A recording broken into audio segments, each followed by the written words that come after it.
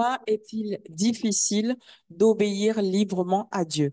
Pourquoi, même après avoir pris un certain nombre d'engagements vis-à-vis de Dieu, est-il si difficile de se soumettre à ce qu'il demande? Shalom, peuple de Dieu, et bienvenue encore une fois à l'émission Dis-moi, pasteur, à cette émission qui n'est plus à présenter, où l'on traite de plusieurs questions relatives à notre vie chrétienne, tout simplement, et qui, je le crois, aide plus d'un. Et pour répondre à toutes ces questions, du coup, en tout cas, ce soir, nous avons le pasteur Pascal. Shalom, pasteur. Shalom Lo, internaute, shalom, shalom à vous. Alors, pourquoi, malgré la bonne volonté, l'amour que nous avons, que nous pouvons avoir pour Dieu, Mhm. beaucoup d'efforts, en tout cas qu'on manifeste, il y a plusieurs qui ont du mal à obéir à Dieu. Ok. En fait, là, tu as dit beaucoup de choses, hein. Bonne volonté, l'amour pour Dieu, les efforts. Euh, la chose la plus importante qu'il faut comprendre, que l'obéissance, c'est un comportement. Ce n'est pas quelque chose que je prends, je dépose dans ma vie et puis je décide de l'obéir ou pas. C'est un comportement, c'est au fond de moi. Je voulais rappeler d'abord ce qui s'est passé d'abord au jardin. Au jardin, il y avait la volonté de Dieu qui a créé l'être humain. En Adam et Ève, une seule personne, spirituellement parlant. Et il leur a donné une instruction. Tant qu'ils vivaient dans l'obéissance de ce que Dieu a dit, ils étaient en communion avec Dieu. Jusqu'au jour où quelqu'un d'autre est venu leur parler. Ils ont écouté. Ils ont écouté Satan. Et ils ont obéi à Satan.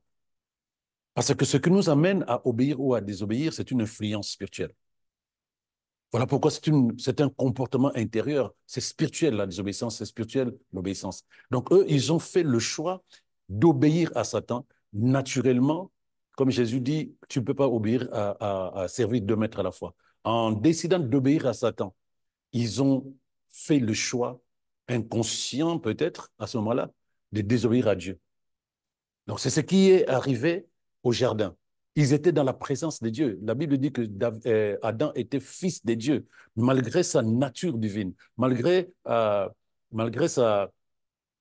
présence dans la présence de Dieu, si je peux me permettre.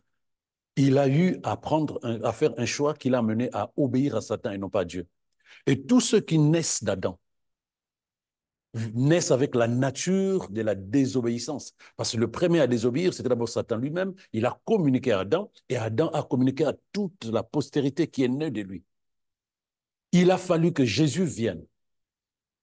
Lorsque Satan lui proposait de se déconnecter de Dieu en lui disant « Sers-moi, tu auras tout le royaume du monde », il a désobéi à Satan, il a obéi à Dieu jusqu'à la mort de la croix, comme dit la parole de Dieu dans Philippiens 2.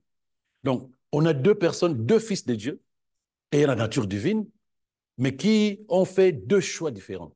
Et deux choix différents, pardon. Et nous, si nous naissons en Christ, notre nature, c'est la nature de l'obéissance en réalité. Un chat ne peut pas aboyer, c'est pas sa nature. Donc celui qui n'est pas en Christ, il ne faut pas attendre de lui qu'il obéisse. La Bible dit ceci dans Éphésiens 4, verset 22, « Vous devez donc, en renonçant à votre conduite passée, vous débarrasser de votre vieille nature que ces désirs trompeurs mènent à la ruine. Il faut vous laisser complètement renouveler dans votre cœur et dans votre esprit. » Donc, nous devons nous débarrasser de l'ancienne nature, la nature adamique, la nature de la désobéissance, de l'incrédulité, de l'obstination. Cette nature-là, c'est celle que nous avions avant, quand nous étions encore nés d'Adam seulement. Mais naissant en Christ par la nouvelle naissance, nous ne pouvons pas continuer à fonctionner. C'est nous qui devons comprendre ce qui s'est passé et savoir agir derrière la connaissance que nous avons. Nés en Christ, la nature de la désobéissance disparaît. Il nous dit, nous devons nous débarrasser de notre vieille nature. Donc le chrétien, lui qui estime que euh, il doit fournir des efforts pour obéir, non, c'est naturel. C'est naturel parce que nous avons cette nature en Christ.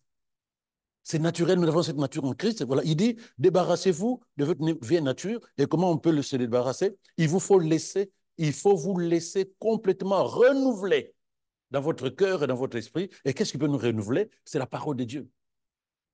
Méditation, étude de la parole de Dieu mise en pratique. Ça va progressivement changer notre comportement et notre manière de penser et nous serons naturellement dans l'obéissance à la parole et non pas dans la résistance et non pas dans la rébellion et non pas dans la désobéissance.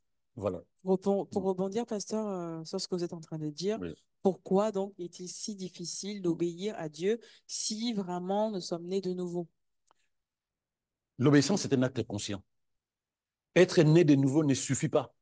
Être né de nouveau, il faut encore comprendre comment fonctionne le monde spirituel et savoir que les deux mondes spirituels, les deux royaumes, chacun a besoin que tu sois de son côté. Le diable va tout faire comme il a fait avec Adam, comme il a voulu faire avec Jésus. Et il continue à le faire encore aujourd'hui dans la vie des chrétiens. C'est un acte conscient de suivre les règles. Mais il y a plusieurs raisons qui peuvent amener un chrétien né de nouveau à ne pas obéir. Adam, c'est ce qu'il a fait. C'est la liberté, le désir d'être libre vis-à-vis de Dieu. Le désir d'être autonome vis-à-vis de Dieu. Donc, c'est ça qui a mené Adam en se disant, OK, si on me dit que si je mange de ces fruits, je serai comme lui, comme Dieu, ben, j'ai besoin d'être autonome. Aujourd'hui, il y a plein de gens, des chrétiens nés de nouveau, qui ont besoin d'être autonomes vis-à-vis de Dieu dans leur comportement, dans leur manière de fonctionner. Tu as aussi la faiblesse humaine, c'est-à-dire que des enfants spirituels, des bébés spirituels, si tu veux. Ils n'ont pas encore grandi. Donc, c'est facile que l'ennemi les récupère facilement. C'est facile que l'ennemi leur fasse comprendre que non, c'est mieux que vous fassiez ça et non pas d'écouter Dieu. Il y a un Pierre qui le dit, 1 Pierre 2, verset 2, il dit, comme des bébés qui viennent de naître, désirez le lait de la parole de Dieu, c'est un lait sans mélange. Alors, en le buvant, vous grandirez et vous serez sauvés. Il y a des moments, il y a des décisions que les chrétiens prennent qui sont en opposition avec la parole de Dieu parce qu'ils ne fournissent pas l'effort de grandir. Ils ne grandissent pas. C'est des enfants. Donc, lorsque tu interdis à un enfant l'écran, la télé, l'enfant est dans les instants de sa chair, de son âme. L'enfant, lorsque tu vas te déplacer, l'enfant va faire ce que tu as interdit. Parce que c'est plutôt les penchants intérieurs et non pas l'obéissance à la parole du père ou de la mère. Pareil aussi pour beaucoup de chrétiens. Tant qu'un chrétien ne grandit pas, il ne faut pas attendre que ce chrétien soit obéissant. Parce que la nature de Christ qui nous rend obéissants n'a pas encore été développée en lui. La nature est là, c'est une sémence. Mais cette nature ne peut se manifester et agir que lorsque la personne prend le temps de grandir avec la parole et l'Esprit de Dieu. Bon, il y a les tentations. On a envie de manger, de posséder autre chose. Dans la Bible, on parle de Ananias et Saphira. Donc, ils avaient envie de posséder plus d'argent. Donc, ils ont voulu poser un acte pour la gloire de Dieu en disant, on va notre champ, on va donner l'argent à l'église. Mais sur le chemin, ils ont été tentés en disant, on garde un peu. Donc, l'obéissance disparaît lorsqu'on est dans des tentations, des désirs, si tu veux. C'est quand même l'apôtre Pierre leur a dit, vous mentez, vous tentez le Saint-Esprit. Donc, on est dans des facteurs extérieurs, mais je mettrai tout ça derrière juste deux choses, la connaissance de la parole de Dieu, la connaissance et la compréhension de la parole de Dieu, mais surtout le désir de grandir dans la parole. C'est ça qui nous donne la capacité de dire je sais qui je suis, et la nature de Christ va naturellement se manifester. Même quand il y a des pressions sociales, où la famille dit à une personne, voilà, fais ça, c'est mieux comme ça, ou voilà, il y a une pression sociale, la personne va se dire, non, je suis là, je sais ce que je dois faire. Même quand il y a des doutes, parce que lorsqu'il y a des épreuves, lorsqu'il y a des soucis, il y a des gens qui commencent à se poser la question s'il faut continuer à croire en Dieu. Et ça aussi, c'est un problème de maturité, de croissance de maturité. Chez certaines personnes, évidemment, les problèmes engendrent l'incrédulité, et l'incrédulité, la désobéissance. Donc, il commence à douter, cette personne commence à douter. Quand à l'église, on dit, voilà, on va jeûner, elle dit, non, j'ai plus envie. Mais quand on dit, voilà, dîme, offrande, il dit, j'ai plus envie parce que moi, j'ai trop de problèmes. Parce qu'il y a des doutes qui rentrent toujours derrière l'immaturité. En fait, tout ce qui est nature ancienne disparaît lorsque nous attelons à grandir dans la parole de Dieu. Tout ce qui est comportement ancien disparaît. Donc, ça devait être la solution finale pour beaucoup de personnes qui patinent dans plusieurs facteurs, c'est de se nourrir de la parole et de grandir avec la parole. Voilà. Pourquoi obéir à Satan et au monde semble plus facile qu'obéir à Dieu? Souvent, on a vraiment l'impression que du coup, on est plus facilement attirés à obéir naturellement, j'aimerais dire même à ce que l'ennemi, en fait, veut nous faire faire, plutôt que ce que Dieu nous demande. Donc, on sait que c'est bon, on sait que c'est ce qu'il faut pratiquer, mais on a du mal. En fait, c'est ce que je disais tout à l'heure, c'est un problème de nature. La nature adamique, c'est la nature de Satan. C'est-à-dire qu'il a communiqué sa nature à lui, le désobéissant, le rebelle. C'est celui qui ne veut pas de Dieu. Et c'est ce qu'il a communiqué à Adam. Et tous ceux qui sont nés d'Adam ont cette nature de désobéissance par défaut. Mais quand tu nais en Christ, euh, euh, tu as la nature de Christ. C'est-à-dire que tu as la nature de celui qui a obéi jusqu'à la mort de la croix, qui a permis à ce que nous soyons sauvés. Mais Galates 5, verset 24 dit quelque chose de très important. Or, ceux qui appartiennent à Jésus-Christ ont cloué à la croix leur vieille nature avec ses passions et ses désirs. Nous parlons de nature spirituelle, là. Je crois que les gens ne comprennent pas ça. Ils ont du mal parfois à discerner ces choses-là. Les gens fournissent des efforts, les gens travaillent pour changer quelque chose dans leur vie, mais en fait, ils ont juste besoin de changer leur nature. La Bible dit, ils ont crucifié leur vieille nature, la nature adamique, la nature qui conditionne l'être humain à fonctionner par rapport à Satan et non pas par rapport à Dieu. Donc ça, c'est très important. C'est lui qui a pris Jésus-Christ pour maître et mort avec lui à ses projets et à ses plans personnels. Tant qu'on n'a pas euh, accompli cet acte de mourir pour le monde, de détruire la vieille nature, on va toujours se comporter comme de fils d'Adam, c'est-à-dire que de désobéissant. La chose la plus importante, ce n'est pas juste être né de nouveau, parce que la question, comme tu l'as posée, il est plus facile d'obéir à Satan. Mais déjà, est-ce que nous sommes devenus des enfants de Dieu? Oui. Est-ce que nous avons grandi pour que nous soyons solidement coachés dans la vérité de la parole de Dieu, afin que même quand le diable arrive, nous résistons, comme dit Jacques 4, verset 7. Approchez-vous de Dieu, donc demeurez dans la parole, résistez à Satan, il fuira loin de vous. La chose la plus importante pour fuir, pour désobéir à Satan, il faut que nous demeurons dans le Seigneur. Mais tant que nous fonctionnons avec notre mentalité non renouvelée, nous serons toujours en train de marcher dans une logique je fais ou je ne fais pas, je dis ou je ne dis pas. Mais quand on laisse la parole de Dieu inonder notre esprit, nous convertir totalement, renouveler notre système de pensée, on ne va pas forcer, on ne va pas se battre pour obéir à Dieu. C'est ce qu'il dit. Ils ont crucifié la chair avec ses passions. Ils ont crucifié la vieille nature avec ses passions et ses désirs. De la chose que le chrétien doit faire, ce n'est pas juste, OK, je suis chrétien, je veux maintenant dorénavant marcher sur la parole de Dieu. Non, je dois plutôt laisser la parole de Dieu inonder mon esprit pour qu'à chaque instant, je sois capable de pouvoir réfléchir, penser selon la parole de Dieu. À ce moment-là, je n'aurais pas à poser la question si je suis dans la parole ou je ne suis pas dans la parole. N'oublie pas ce que Satan a fait. Qu'est-ce qu'il a fait? Il n'est pas parti voir Adam. Il est parti voir Ève. Et il a testé Ève pour savoir si Ève avait la parole en elle. Une question, Ève est partie dans les choux. Elle a répondu, mais pas bien. Satan dit, elle n'a pas la parole. Elle n'a pas la connaissance. Et il est passé par elle. Lorsque un être humain chrétien, dans la présence de Dieu, fils de Dieu, tout ce que tu veux, n'est pas dans la parole, si la parole n'est pas bien assise à l'intérieur de toi, bien-aimé, l'ennemi est capable de venir te déconnecter et de t'amener à obéir à lui et à lui seul et non pas à Dieu. Combien de fois des chrétiens disent, oh non, je ne voulais pas les faire, je voulais pas les... Oui, il a raison, c'est lui qui parle comme ça. Sauf qu'il n'était pas dans la parole. Nourris-toi de la parole de Dieu et tu verras, tu seras capable de ne plus te comporter comme le diable veut que tu te comportes. Voilà ce qu'il faut comprendre là-dessus. Alors, ce que vous dites, en fait, est très, très bien, hein. Maintenant, pourquoi, malgré des fois la nature, en fait, de Dieu qu'on a reçue en nous, nous emmène, en fait, je vais dire, malgré cette nature qu'on a reçue en nous, on continue toujours à désobéir de manière volontaire ou involontaire. Je l'ai dit tout à l'heure, la nature ne suffit pas. Il faut grandir par la suite. Un enfant humain naît humain. C'est-à-dire qu'il a tous les éléments d'un être humain.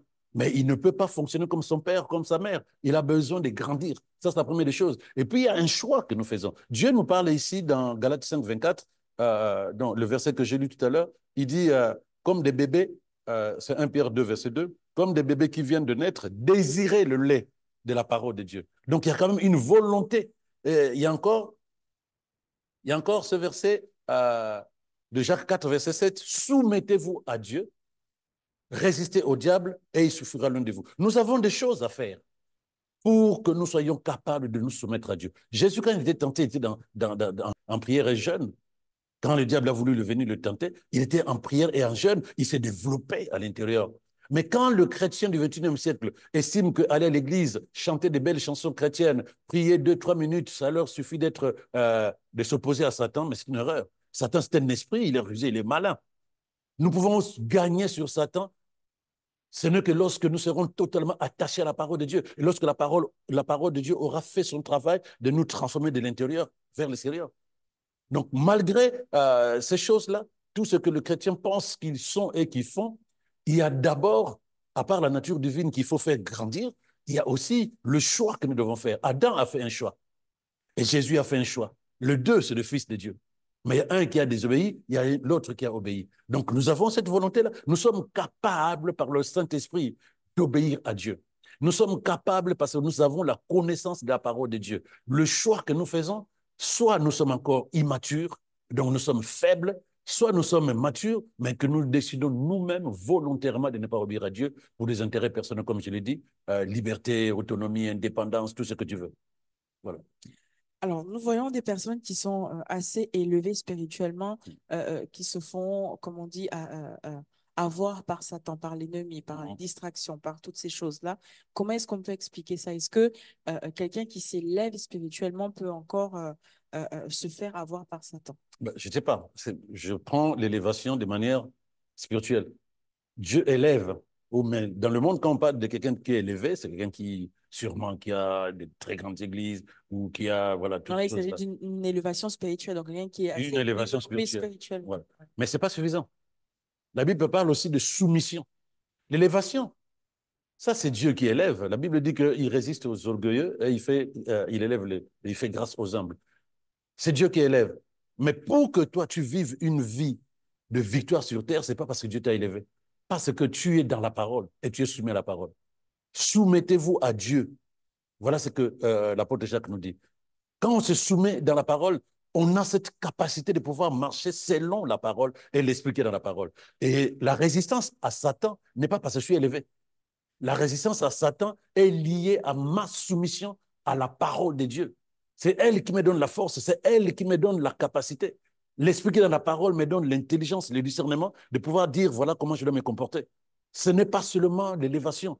Et il y a un élément essentiel aussi qu'il faut prendre en compte, il y a la discipline de vie. Il faut faire attention à tout ce qu'on appelle élevé.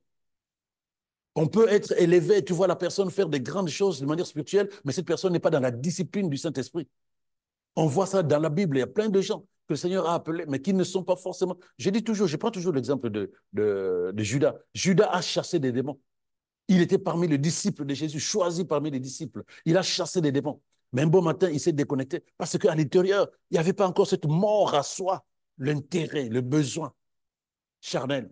Ça, c'est très important à comprendre. Donc, il y a d'abord la soumission à la parole et la discipline de vie, la discipline de vie basée sur la parole de Dieu. 1 Pierre 5, verset 8, il dit, soyez bien éveillés, soyez lucides, car votre ennemi, le diable, rôde comme un lion rugissant. Il cherche quelqu'un à dévorer. Donc, on peut être élevé. Mais quand on n'est pas vigilant, quand on n'est pas vigilant, on tombe dans l'orgueil. Beaucoup de personnes qui sont élevées, qui ont été élevées, sont tombées dans l'orgueil parce que c'est en 30 secondes.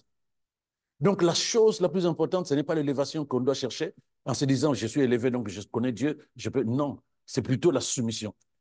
Et tu verras que cette personne que Dieu élève va développer quelque chose de très intéressant, c'est l'humilité, comme Jésus. Donc, il est élevé, mais il sait que ce n'est pas lui. Il est humble. Et c'est là qu'il va trouver la force de dire non à Satan. Mais quand on se voit élevé, on est bien, on a tout ce qu'on voulait, les hommes se procèdent devant toi, mais en 30 secondes, l'orgueil rentre à l'intérieur et c'est ça que le diable va utiliser pour te faire tomber. Voilà. Pasteur, comment arriver euh, à obéir à Dieu pleinement sans contrainte? Je disais que l'obéissance est un acte conscient. Mais il faut déjà que tu te dises de qui s'agit-il? Il s'agit de Dieu. Dieu, c'est qui pour moi? Parce que je crois que beaucoup de chrétiens qui sont dans les églises depuis des années ne connaissent même pas de manière personnelle ce qu'on appelle Dieu. Ils ne savent pas de qui il s'agit. Parce que quand tu sais de qui il s'agit, il y a une posture que tu développes devant la personne. Donc, si le président de la France venait ici, nous tous, nous le connaissons, nous aurons une attitude naturellement différente liée à ce qu'il est, ce que nous savons de lui. On ne peut pas le prendre de manière familière parce que, ah oui, c'est qui? C'est le président Macron. Ah, d'accord. Non. À ce moment-là, on ne le connaît pas. Mais si on le connaît, notre attitude change. Et quand on nous dira, ah, les amis, j'ai soif, je peux avoir de l'eau, on va tous courir chercher de l'eau.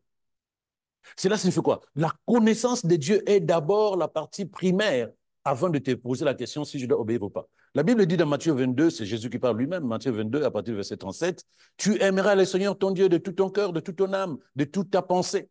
Tu aimeras ton prochain comme toi-même. Il dit, tu aimeras ton Dieu le Seigneur ton Dieu de tout ton cœur, de toute ton âme, de toutes tes pensées.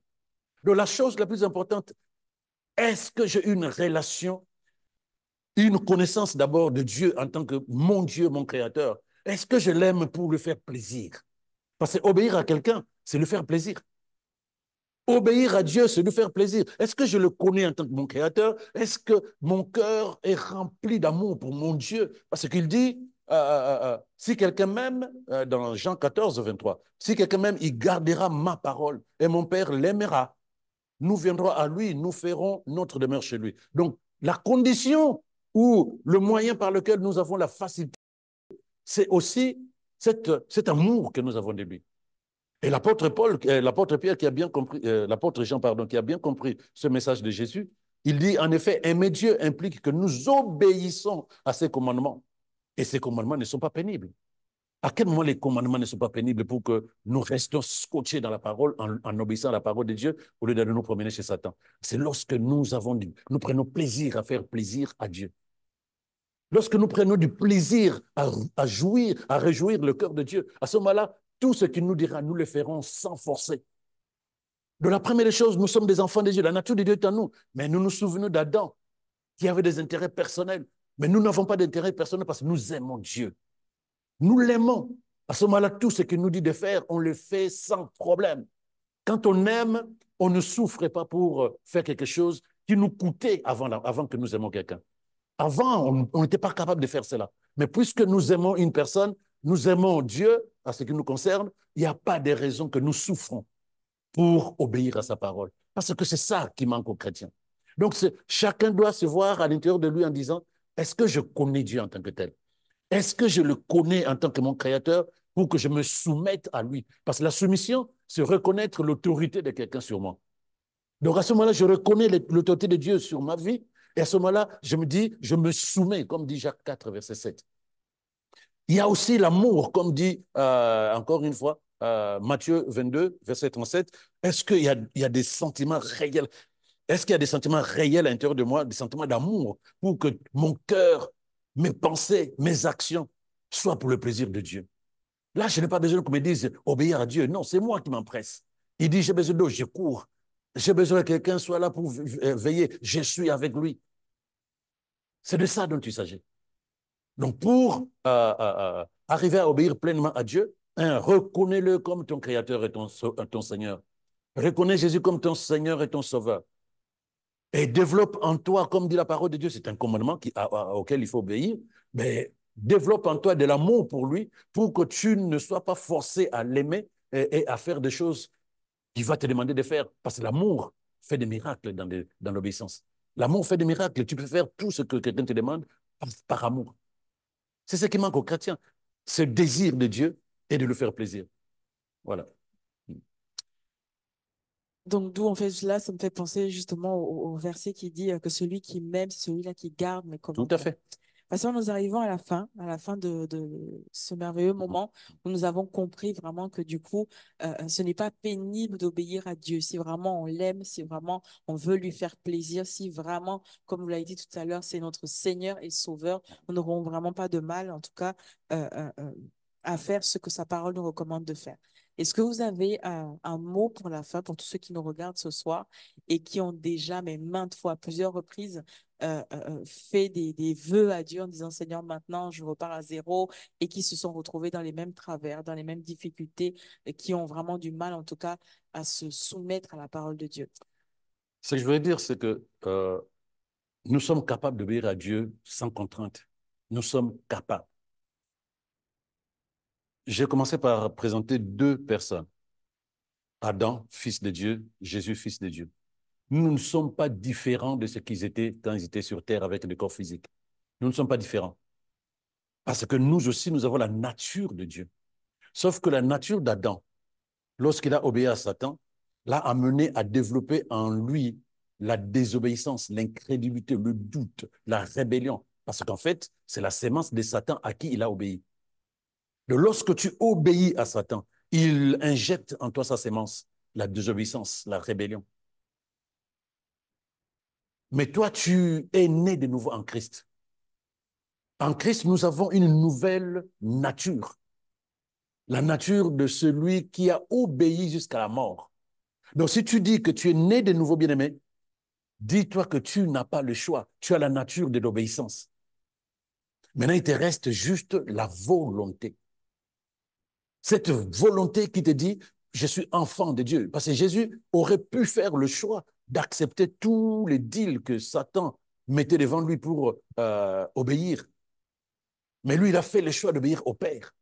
Et la Bible dit qu'il a été élevé. La Bible dit que Dieu l'a souverainement élevé. Dans Philippiens 4, Philippiens 4 verset 9, je vais prendre ça. Philippiens 4, verset 9, voilà ce que dit la parole de Dieu. Pardon, j'ai dit Philippiens 2, verset 9. Voilà ce que dit la parole de Dieu. C'est pourquoi Dieu l'a souverainement élevé. Il lui a donné une place haute et lui a donné le nom supérieur à tout autre nom. Qu'est-ce qui a mené Jésus à être élevé? C'est sa soumission. C'est sa soumission à Dieu. Il y a des moments où le diable te proposera des solutions sous couvert que tu n'auras pas de réponse de Dieu. Mais malheureusement, il ne donne rien parce qu'il n'est pas créateur. Le créateur de ta vie, c'est Dieu lui-même. Lui n'est pas créateur, il va te faire croire qu'il a la solution à tes problèmes. Mais quand il va te faire miroiter certaines choses, c'est pour t'emmener davantage dans le trou. Mais toi, tu vas te dire, mon créateur, c'est Dieu. Je le reconnais comme mon Seigneur, mon Sauveur en Christ Jésus. S'il y a quelqu'un qui connaît mieux ma vie, il n'y a pas deux personnes, c'est lui. Donc, s'il me dit de faire quelque chose, je m'empresse de le faire. C'est là où tu as le choix. C'est pas fini. Il y a cette vie que tu vis en Christ qui doit t'amener d'abord à te dire, OK, je me déconnecte de tout ce qui était une mauvaise manière de penser, une mauvaise manière de me comporter, parce qu'il y a des chrétiens dans l'Église qui sont toujours dans la rébellion.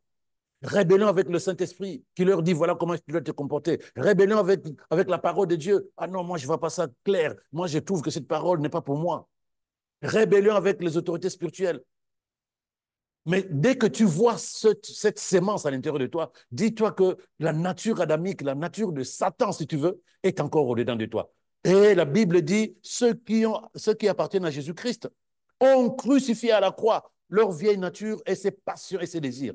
Empresse-toi de crucifier cela à la croix. Comment? Mais dis-toi, Seigneur, maintenant, je suis né de nouveau, c'est vrai, mais je continue à marcher avec l'ancienne nature.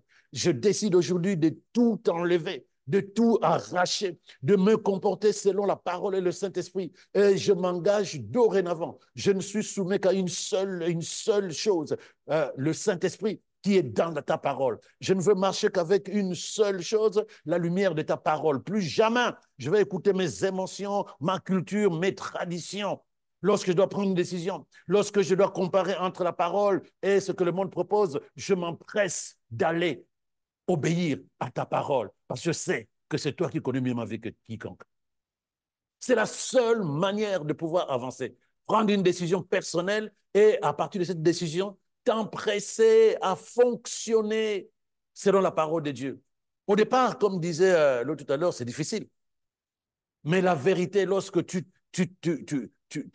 fais le choix de laisser l'esprit de la parole te guider, d'appliquer, de pratiquer la parole de Dieu, je te garantis, bien aimé, que tu verras que ça va devenir ta façon de fonctionner. Et c'est ça qu'on appelle enlever, clouer la vieille nature et se revêtir de la nature nouvelle, celle que tu es en Christ, celle qui t'amène à obéir à la parole de Dieu, celle qui te rend humble, celle que Dieu va utiliser pour t'élever.